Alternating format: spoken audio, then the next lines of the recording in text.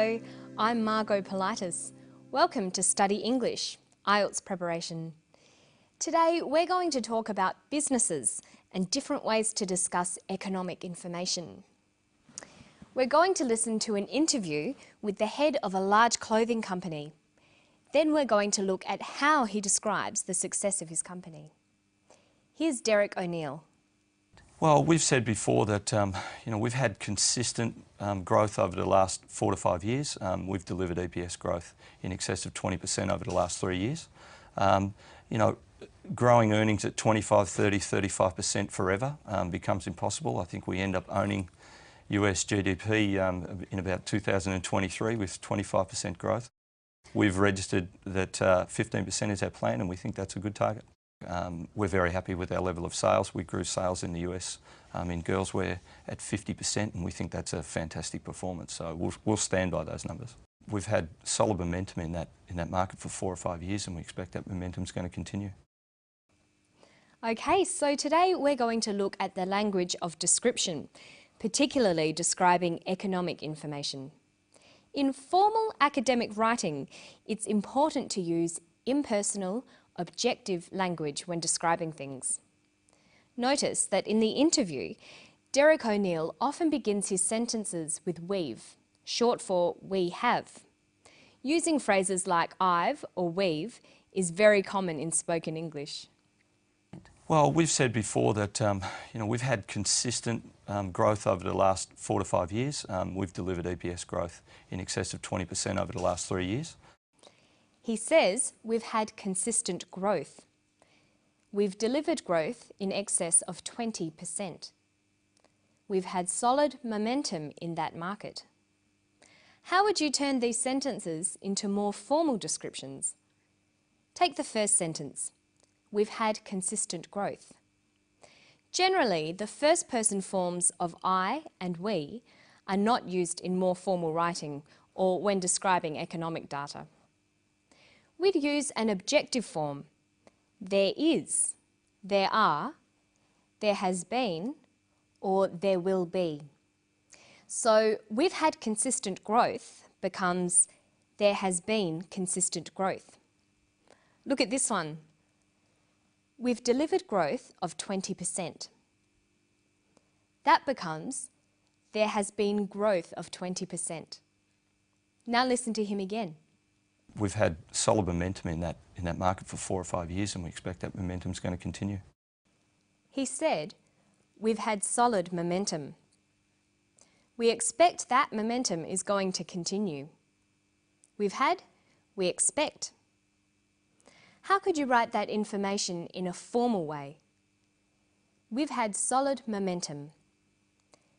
There has been solid momentum. We expect that momentum is going to continue. It is expected that momentum is going to continue.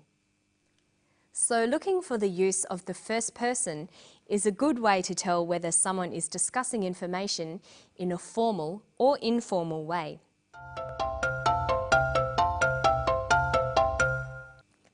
You should remember that in an academic context, you always need to include evidence to support your opinions or descriptions. You should try to always include data to explain and support what you're saying. Data is information, especially facts and figures, numbers, percentages, and dates. In formal language, you need to include data to support your arguments.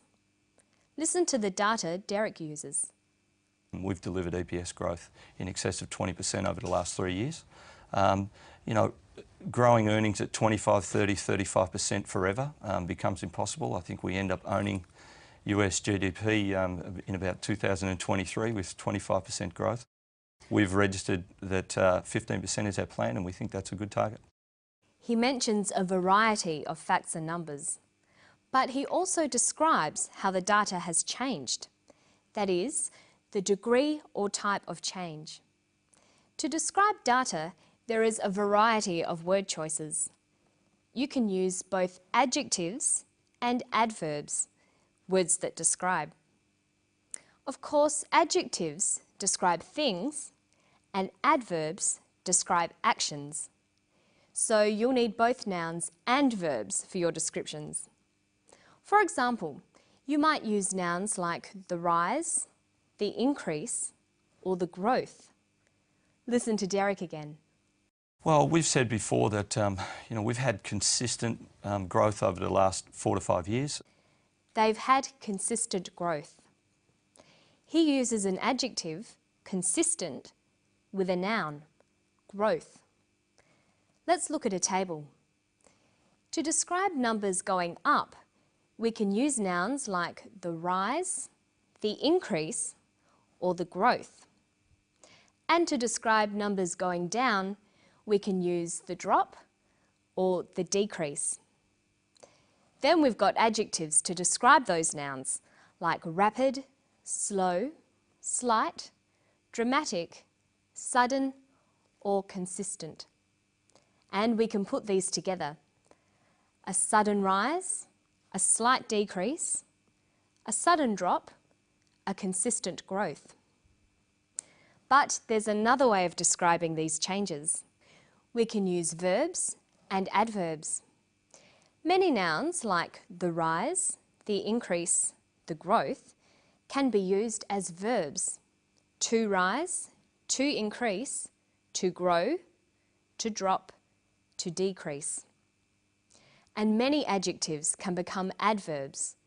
Rapidly, slowly, slightly, dramatically, suddenly, consistently. By using these new words, we can describe data by using verbs and adverbs. We can say to rise suddenly, to decrease slightly, to drop suddenly, to grow consistently. So look how these phrases change. A sudden rise becomes to rise suddenly. A slight decrease, to decrease slightly. A sudden drop, to drop suddenly. And look at how sentences can be changed to fit these different phrases. It has grown consistently. There has been consistent growth. It's important to always use a variety in your written work. Sometimes use verbs and adverbs to describe data, and sometimes use adjectives and nouns. It will make your English sound much better. Okay, listen to the clip again, and then we'll try to put together all the things we've looked at today. Listen for personal descriptions, simple verbs, and descriptions of data. Well, we've said before that we've had consistent growth over the last 4 to 5 years.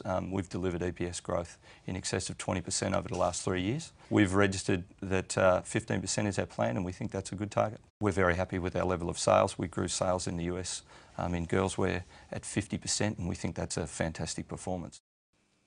He finishes by commenting on the data and its significance for the company.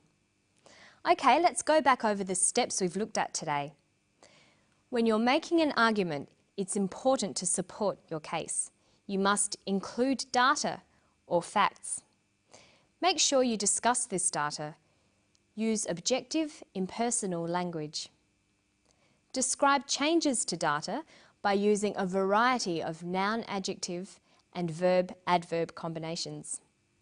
And finally, comment on the data using formal, objective language. And that's all for Study English today. Don't forget to keep reading, writing, speaking and listening to English as much as you can. And why not try to rewrite some conversational English into more formal academic styles? I'll see you next time for more IELTS preparation. Bye.